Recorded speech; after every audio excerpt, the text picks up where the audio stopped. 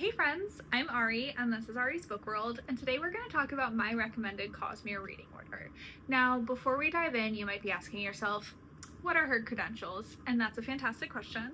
They are that between June 2024 and October 2025, I read every series, standalone, novella, and graphic novel in the Cosmere.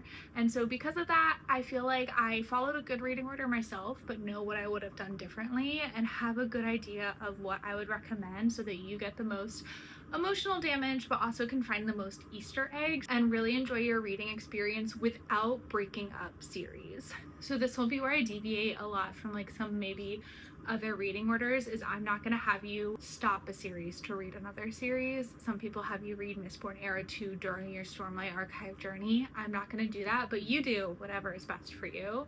And that's the biggest recommendation I have here is have fun. Enjoy the ride, prepare yourself emotionally, maybe have some tissues ready, and just have a damn good time. Alright, so the first question will be where to start, and my recommendation is starting with Mistborn Era 1. This is a trilogy that encompasses Mistborn, The Will of Ascension, and The Hero of Ages. Now the series starts as sort of like a heist with like a ragtag group of people basically trying to overthrow a government. It's very fun, very action-packed, and has a really unique magic system based on ingesting metals. And what I love about starting with this series is Mistborn itself can be read as a standalone.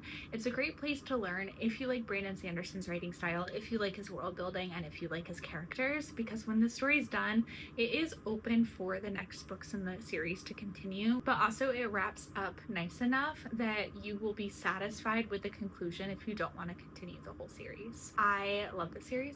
I think it's fantastic, and each book is like not too thick, so it's not as much of a commitment as some of his other series. Now, after you read Mistborn, my recommendation would be to get Arcanum Unbound. It's a collection of novellas, and it will be very important for your journey moving forward, so it's worth buy. And in here you'll read The 11th Metal. It's kind of a prequel to Mistborn. It takes place prior to the events of book 1, but it'll make the most sense and pack the biggest punch if you read it after the series is over.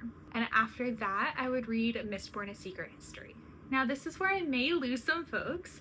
There are two places I think you can read this novella, where I'm recommending it, and then also later during your Mistborn Era 2, because there is a very minor spoiler for Era 2 in this novella. Now I say that because I say it's minor because you don't realize it's a spoiler until what's happening happens in Era 2, so you don't realize anything's crazy until it's like leading up to that moment, and then maybe maybe like 5 pages before a reveal happens.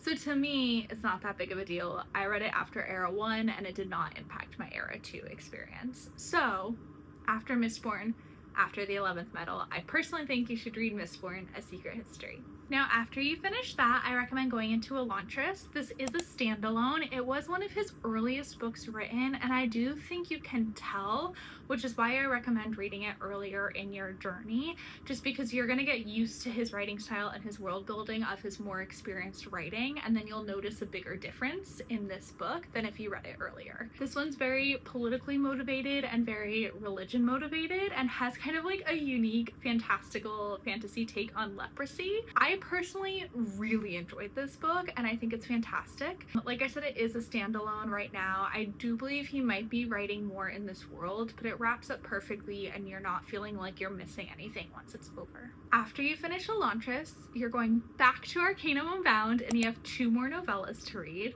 The first one is A Hope of Elantris. This one's really a take it or leave it kind of novella. It's mainly kind of like an extended epilogue if you were to get like a copy of a book with a bonus chapter. It is in the future of the events of Elantris, but takes a look at something that happened during the time of the book. So it kind of is a mix of where are they now and a sneak peek at something that happened behind the scenes. It's cute, it's short, it's fun, it's a good time. I personally enjoyed it, but if you want to save yourself some pages, this is definitely a take it or leave it novella. And then my personally favorite novella in the entire novella collection, and honestly one of my favorite stories in general, is The Emperor's Soul. So this one I would read after Elantris, as it takes place on the same planet and it's based in the same magic system. It just has a slightly different take on it. This is also a novella that Brandon Sanderson has in his own starter pack and recommends as a place you can begin. And I personally don't, but I don't think it's a bad idea. You get a very good understanding of his fantasy writing, his plot, his world building, his characters in such a short, fantastic book. I love this story so much. So if you just want a taste of what he can do and aren't ready to commit to a full story, I do understand why you would want to start here, and I wouldn't be against it. But I just think as you go further on, you're going to pick up on more things, and I think it just like packs a tiny bit extra of a punch if you've read a couple of his other books prior. Okay, so at this point you have read Mistborn Era 1, a couple novellas, and Elantris, and a couple more novellas. So now you're gonna go into Warbreaker. This is another standalone, but another standalone that Brandon Sanderson is writing more for the future. It wraps up very nicely, so you're left satisfied with what's happening, but excited for a future if that's what we're gonna get. This is very much about how to stop a war from happening. It's a little bit different than a lot of fantasies where we're reading about an epic battle. This is kind of everything that's going on to stop that epic battle from taking place in the first place. We follow one sister inside a palace doing political maneuvering from the inside, and one sister outside of a palace doing political maneuvering from the outside. This has one of my favorite magic systems of all time, and also one of my favorite characters, Nightblood. If you know, you know. It's fantastic. This is the third and final book that I think you can start your reading journey with. I know I said An Emperor's Soul isn't one I would recommend, but it is still an option, so I'm counting it for the sake of this. But if you wanted to start with a true standalone and not Mistborn, Warbreaker is a fantastic place to start. Again, you get a very good understanding of his world building, his character development, his unique magic systems in a standalone story, and you get some really fun, unique characters in here. So I love this, couldn't recommend it more. But I personally, again, read it a little bit later, and I love that. So I would read it basically before Mistborn Era 2. Alright, so next on the docket is when I would personally read Mistborn Era 2. This is The Alloy of Law, Shadows of Self, The Bands of Mourning, and The Lost Metal. Now, Mistborn Era 2 is also known as the Wax and Wane series. It takes place, I believe, 300 years after the events of the Hero of Ages in Mistborn Era 1, and it's kind of like an industrial revolution, wild, wild west fantasy. It's pure fun. You have guns, you have trains, you have like horses and carriages, but also automobiles, and it's just such a unique take on fantasy because it's not quite urban fantasy, but it's not quite like your normal rural horse and carriage fantasy, and I love that. We also are able to get a glimpse into the world that was created based on the events of the first trilogy, and I don't think we see that very often in fantasy series either. And most importantly, this has my favorite character in the Cosmere. One of my top 3. It's hard to rank them, but my top 3, and that's Wayne. He's such an incredible character. He's so much fun, and I just can't wait for everyone to meet him. This quartet also has one of my favorite books, and that's Bands of Mourning. I think this is a perfect book, and I wouldn't change anything. Now, earlier, when we were talking about Mistborn: A Secret History, I said there was a second place you could read it, and a place that you would read it if you wanted absolutely zero spoilers. And that would be during Mistborn Era 2, after Book 3, The Bands of Mourning, and before Book 4, The Lost Metal. This is where it packs the biggest punch in the sense that you will be wholly surprised. There are zero spoilers. You have no idea what's coming. And so if you want that experience, this is a very good place to read it. The reason I like it better after Mistborn Era 1 is because those events are fresher in your head. So what's happening behind the scenes makes a little bit more sense reading it right after. But I do see it both ways. So this is definitely one place you can like pick or choose your poison and decide what's best for you. All right, and now we're going back to Arcanum Unbound one more time, and that is to read 2 novellas, The Six of Dusk and The Shadows of Silence in the Forest of Hell. Now, The Six of Dusk is a novella that is also captured in one of the Secret Project standalones, Isle of Emberdark. However, I do think it's important to read this prior to the Stormlight Archives, just because there are some things that show up in the Stormlight Archives that you'll understand more if you've read this novella. And then when you finally get to Isle of Emberdark, it is kind of like captured and like re-gone over. You won't have forgotten anything important because he makes sure you understand it still. So I personally highly highly recommend reading it prior to Stormlight. And then The Shadows of Silence and The Forest of Hell is its own planet. We don't have any other stories on this planet. It's so incredibly unique. It's like gothic and creepy and fun, and it will be really important for your reading experience for another one of the secret projects, just to understand like a Cosmere Easter egg that's in there. But I personally liked getting it out of the way prior to Stormlight Archives, but you could either read it right before or right after, before you dive into the secret projects. That's another one where the choice is yours. Alright, so now we have read both Mistborn series, Elantris, Warbreaker, and I think all of the novellas in Arcanum Unbound, which means there's one big series left, and that is the Stormlight Archives. Now, I do know some people have started with the Stormlight Archives or will recommend reading it before Mistborn Era 2, just because of when like publication was and maybe the overall timeline of certain events. Personally, I think it's a little bit confusing to break series apart. That's not something I've ever been good at. I don't like stopping one, starting another one, and coming back to it. So this reading order is for people who are like me. If you can kind of stop and break it apart, I highly recommend doing your research and deciding if that's something you want to do. But I do think everything else should be read prior to starting, so you get the most Easter eggs in your Cosmere journey, because that's what makes it so much fun. Okay, so the Stormlight Archives is going to be a 10-book series. It is comprised of 2 arcs. Arc 1, books 1 through 5, is currently complete. It concluded with Wind and Truth. And then Arc 2, books 6 through 10, will start being released, I think he said in like 2030, so we have a few years. But Arc 1 reading order would be The Way of Kings, Words of Radiance, the novella Edge Dancer, which actually is also in Arcanum Unbound. So when I said we finished it earlier, minor lie, I forgot. I apologize. But Edge Dancer, Oathbringer, the novella Dawnshard. This one is separate from Arcanum Unbound, so you'll have to get it separately. Rhythm of War, and Wind and Truth. Now, you probably saw these and were like, man, those are massive books, and they are. Each book is over 1,000 pages. However, this is really his big high fantasy series, and one where I personally feel like the pages are earned. Some of the books do kind of slow down in the middle while we're getting a lot of character development and a lot of world building, but there is always so much payoff, and that information is always very important. The biggest thing I would say about the Stormlight Archives is I know before I started, I was really intimidated. I had never read books this long, a series this big, or really honestly any high fantasy in that respect. This is when you have to trust Brandon Sanderson.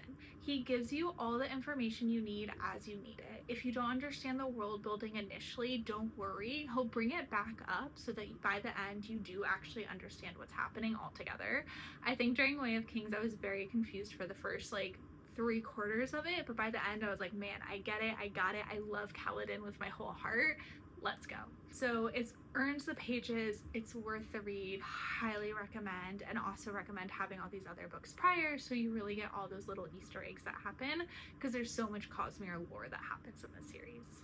Alright, so after you finish the Stormlight Archives, this is where if you didn't read Shadows of Silence and The Forest of Hell from Arcanum Unbound, I would recommend reading it here before you get into any of the next books. And then finally, after that, we do have our secret projects. These are all standalone stories that take place in the Cosmere on different planets with different characters. And you can honestly read any of these at any time. I do recommend all of them are after Stormlight Archive, purely because you'll get the most Easter eggs out of it and understand what's going on the most. There are some that are more important you read later than others, but as a whole, I would say read all of them after, just to make sure you're getting the most out of them. So with the knowledge that all of the secret projects should really be after Stormlight Archive, the reading order within that would be to start with the Sunlit Man. This follows a character from Stormlight Archives. I won't tell you who because that feels like a spoiler, but I think reading it right after will be the biggest emotional impact. This is also the closest to sci-fi I think Brandon Sanderson gets. It takes place on a planet where the sun is so close to the planet and so hot it burns you if it touches you. So it follows a society that basically lives on ships that are racing the sun and trying to stay in the dark at all times. Super interesting, super unique. I had an absolute blast, but definitely this one has to be read after Wind and Truth. if you don't follow anything else, follow that. After reading that, I would read You, Me, and the Nightmare Painter. This is one where one of the side characters is also from Stormlight Archive, so I think just like knowing who they are will help their character make a little bit more sense. However, my best friend did read this without having read Stormlight Archive yet because she wanted to read it with me, and I think she still got a lot out of it. So you can read this one whenever, but again, I would recommend after Wind and Truth. This one is the closest to romantasy I think Brandon Sanderson gets. The love story is just most prevalent in this one, and it's about two characters. When one of them falls asleep, they go into the other one's planet or world and kind of experience their life as a different person, and then when they fall asleep in that world, they come back to the first world and kind of back and forth. Anything else about the plot would be a spoiler, but really enjoyable. And then a second side character, you learn what they are in one of the novellas in Stormlight. Even though they're a different person, it's like the same species. So again, makes the most sense if you've read Stormlight for this one. After that, this is when I would recommend Trust in the Emerald Sea. This is probably the biggest kind of plot twist of my reading order because this was the actual first Brandon Sanderson book I ever read, and I loved it. It's one of my favorites of all times, one of my favorite books of all time. It kind of asks you the question, what if Buttercup went after Wesley instead of accepting he was dead in The Princess Bride? It's such a unique story. It's so much fun. There's adventure, pirates, a sea made up of sand that when water touches it, plants grow and explode, and it's just so pure fun. However, I reread this after my Cosmere journey, after reading everything else, and I picked up on so many more things once I did. So it's definitely something I think you'll get the biggest impact if you read it later.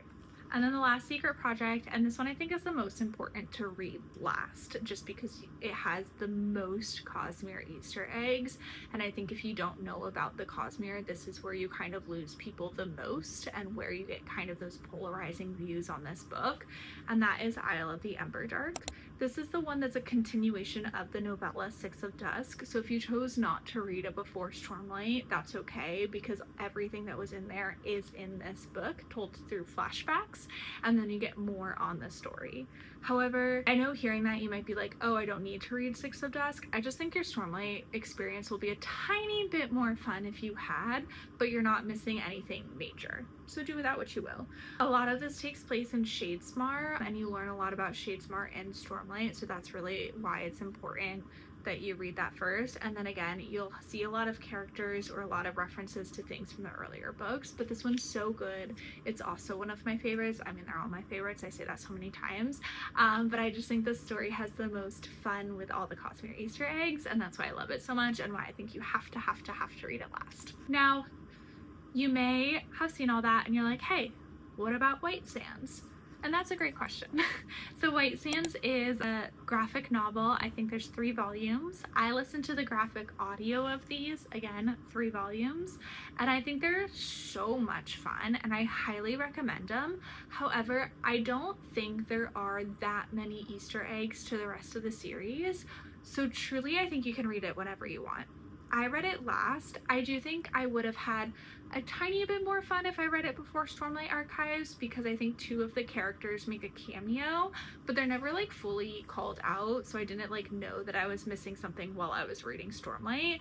So do with that what you will, but I think White Sands can truly be read at any time when you want just something like fun and sweet and a good time. I will say the magic system reminded me the most of Avatar: The Last Airbender, and that was so much fun for me, and I think the graphic audio was such a wonderful experience. So that is my recommended reading order for the Cosmere. It's a total of 30 books, series, novellas, graphic novels. It is a time commitment, but it's one of the best, if not the best, author universes I think ever created. I love the way everything interconnects and it kind of has like similarities but also its own unique differences, and I think Brandon Sanderson's an absolute master, and the fact that he's continuing to write more in this universe is insane and amazing. So as we get more, obviously this reading order will be updated. Already we're getting Fires of December in December. Who knows where that will land in this recommended order, if it's just stay at the end and continue tracking on there, or if it would make more sense earlier. But if you've read these, please let me know. I love to talk about the Cosmere. If you disagree or agree with my reading order, have any recommendations, any changes, I love to hear all of it. It's my favorite universe and I can chat about it endlessly. So if you stayed this long, thank you for being here. Please like and subscribe and follow my Instagram at aries.bookworld, and I'll see you next time. Bye guys.